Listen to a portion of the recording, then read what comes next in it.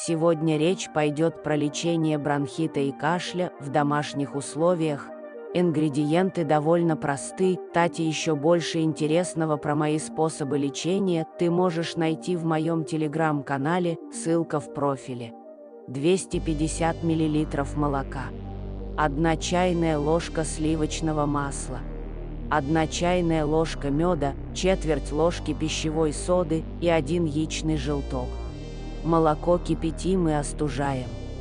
Добавляем сливочное масло и мед, хорошо перемешиваем. Добавляем соду, яичный желток и хорошо перемешиваем еще раз. Принимаем в течение 5 дней перед сном. Первые улучшения наступают уже на следующее утро.